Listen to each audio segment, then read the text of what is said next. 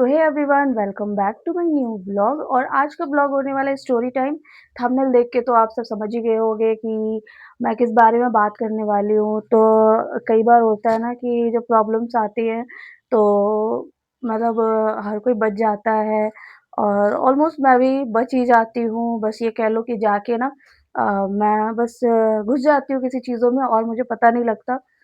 लोगों को समझने में थोड़ी बहुत प्रॉब्लम होती है मुझे, क्योंकि आज भी थोड़ा कह लो आप कि कौन सही है, कौन गलत है, मुझे समझने में थोड़ी-सी प्रॉब्लम होती है, क्योंकि शायद मैं उस तरीके से नहीं सोच पाती हूँ जैसे दूसरा सोच रहा होता है। तो मैं आज आपसे शेयर करने वाली हूँ अपनी एक स्टोरी और ये ज़्यादा दिन नहीं हो रहा है, कुछ दिन ही हो रहा है, 3-4 दिन पहले की बात है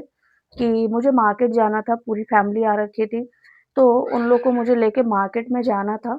और मैंने बाहर निकलते ही घर से बाहर निकलते ही मैंने एक रिक्शा लिया और रिक्शे वाले ने ऐसे लगा रखा था रिक्शा। मैं तो बहुत खुश हुई कि थैंक गॉड मुझे घर से बाहर निकलते ही रिक्शा मिल गया, क्योंकि हमारा जो घर है ना तो थोड़ी देर के लिए तो खड़े रहना पड़ता है रोड पे और जस्ट घर से निकलते ही मेन रोड है, तो रिक्शे वगैरह जाते रहते हैं, बट थोड़ा-सा वेट करना पड़ता है क्योंकि ये जो जो रिक्शे वाले जाते हैं, उस मार्केट की तरफ नहीं जाते हैं वो रिक्शे वाले। तो मैं तो खुश हो गई कि थैंक गॉड मुझे रिक्शा बहुत जल्दी मिल गया, बहुत ईज़िली मिल गया। तो मैंने उसको पूछा कि भैया आप मार्केट चलोगे क्या? और हमारे घर के पास ही ना एक आर्य समाज रोड मार्केट पड़ता है, जो पूरी रोड पे ही मार्केट लगता है और बहुत अच्छा मार्केट है वो, हमारे घर के पास ही है और मैं ऑलमोस्ट वहीं जाती हूँ। तो उसने मुझे ये बोला कि मैम ठीक है आप बैठ जाओ, और जैसे ही मैं अपने रिलेटिव के साथ बैठी उस रिक्शे पे,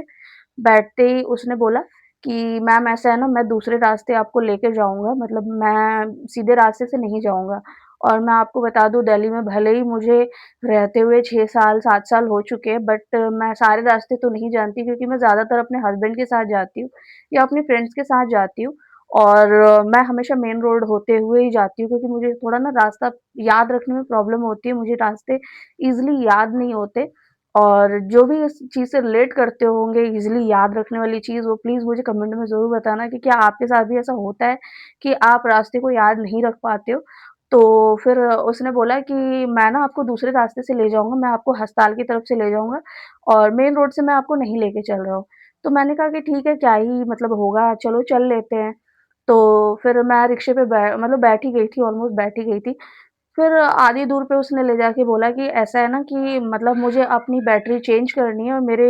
रिक्शे में बैटरी ख़त्म हो गई है, तो आप 5 मिनट वेट करोगे, मैं बैटरी ले आऊँ? तो हमने बोला कि ठीक है, कोई नहीं, अब रिक्शे पे तो बैठ ही गए हैं। और मैंने कहा कि अगर हमने बोला कि नहीं हम नहीं जाएँगे तो कहीं वो लड़ाई झगड़ा ना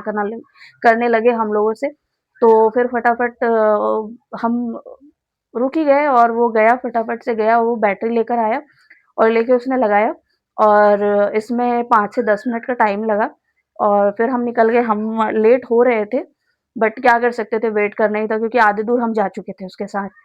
फिर हुआ ऐसा कि वो ऐसी-ऐसी रास्तों से ले गया गाइज़ हमें कि वाली जो एरिया होती है, छोटे-छोटे जो फैक्ट्रीज़ होते हैं, वहाँ आपको पता ही है कि काफ़ी शांत एरिया होता है, शांत माहौल होता है क्योंकि फैक्ट्रीज़ ऐसी जगह ही बनता है जहाँ भीड़-भाड़ ना हो। तो वो हमें उस रास्ते से ले जाना शुरू कर दिया। तो मुझे थोड़ा-सा ना डाउट हुआ कि कहीं मतलब ये हमारे साथ कुछ गलत तो नहीं होने वाला है, कहीं हमें कहीं और तो लेके नहीं जा रहा है। और आप सबको पता ही है कि दिल्ली में बहुत सारे केसेज़ आ रहे हैं, किडनैपिंग के और बहुत सारी चीज़ें चल रही हैं दिल्ली के अंदर। तो मुझे लगा कि कहीं और तो हमें लेके नहीं जा रहा है, तो मैंने फटाफट ना अपना गूगल मैप खोला और गूगल मैप पे मैंने चेक करा, तो अगर रास्ता इधर को जा रहा था, तो वो हमें इधर ले जा रहा था, उधर को जा रहा था, तो इधर ले जा रहा था। और बस मेरी साँस बैठी जा रही थी कि कहीं ऐसा ना हो कि कुछ गलत हो जाए, कुछ मिसहैपनिंग हो जाए। तो बस हम चले जा रहे थे। मैं सोच रही थी कि मैं क्या करूँ? कि हस्बैंड को फ़ोन करूँ या फिर मैं घर में किसी को फ़ोन करूँ, क्या करूँ? समझ में ही नहीं आ रहा था बिल्कुल, मतलब मेरा तो दिमाग काम करना ही बंद कर गया था। और रास्ता भी देखकर ना मैं उससे पूछ नहीं रही हूँ कि भैया ये इस रास्ते जा रहा है, आप उधर क्यों ले जा रहे हो? मैं बस ये सोच रही थी कि इसको पता ना लग जाए कि हाँ, हमें पता लग गया है कि वो गलत रास्ते हमें लेके जा रहा है। और मुझे बहुत डर लग रहा था, मैंने तो अपने फ़ोन के ना पावर बटन पे हाथ रख लिया था कि अगर मुझे थोड़ा-सा भी डाउट हुआ, इसने ऐसी-वैसी जगह रोका, तो मैं तुरंत उस पावर बटन को 2 बार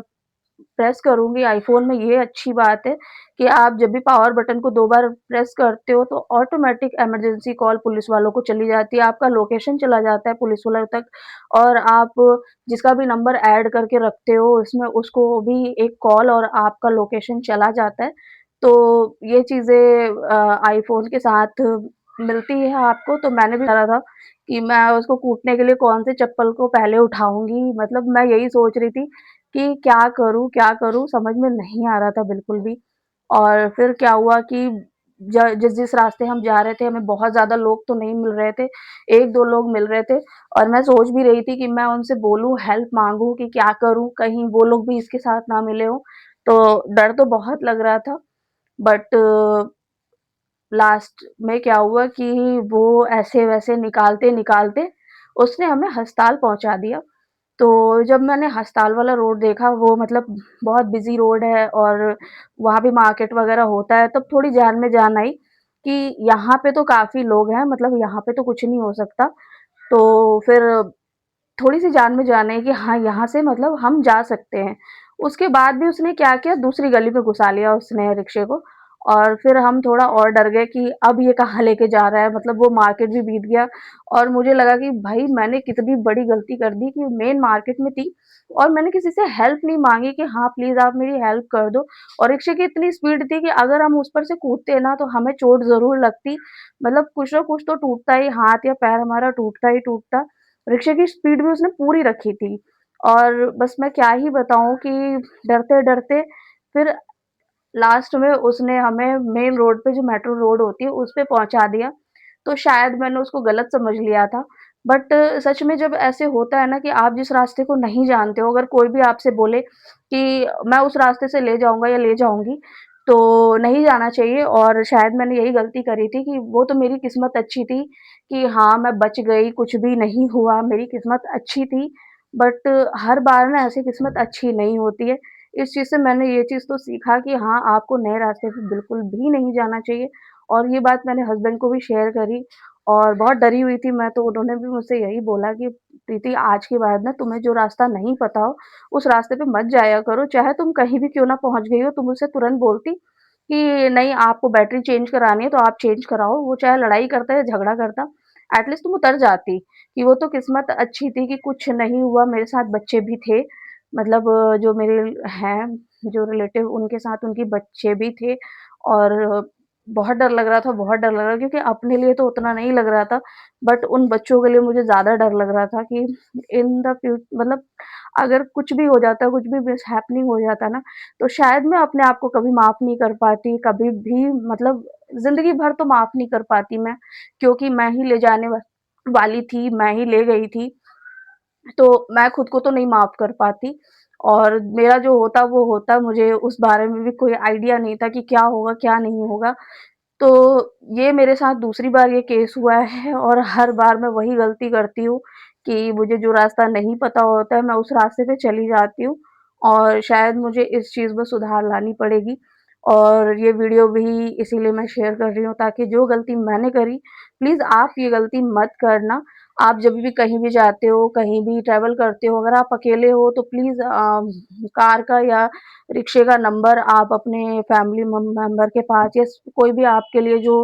हो, जो हमेशा अवेलेबल हो, उसको व्हाट्सएप ज़रूर कर दो, अपनी लोकेशन ज़रूर भेज दो अगर आपको थोड़ा भी डर लगता है, जो भी होता है। इवन मैंने अपने हस्बैंड को भी अपनी लोकेशन भेज दी थी और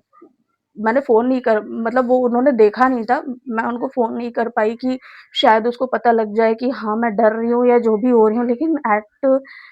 एट द टाइम मैंने लोकेशन वगैरह शेयर कर दी थी अपने हस्बैंड को, तो फिलहाल तो कुछ भी मिसहैपनिंग नहीं हुआ। तो बस जान में जान आई जब हम मार्केट पहुँचे, जब उसने हमें छोड़ा मार्केट में, तो जान में जान आई कि मतलब थैंक गॉड कुछ हुआ नहीं और मार्केट में उतरते ही गई सबसे पहले मैंने पानी खरीदा और पानी पिया मैंने क्योंकि मैं बहुत ज़्यादा पैनिक हो गई थी, बहुत ज़्यादा। और अभी तो फिलहाल सब कुछ ठीक है और स्टोरी भी खत्म हो गई है, तो अभी मैं करती हूँ ब्लॉग को एंड होप आज का ब्लॉग भी आपको पसंद आया हो। अगर पसंद आया हो तो प्लीज़ लाइक करना, मेरे चैनल पे आप नए हो तो प्लीज़ सब्सक्राइब करना। Thank you for the watch, bye.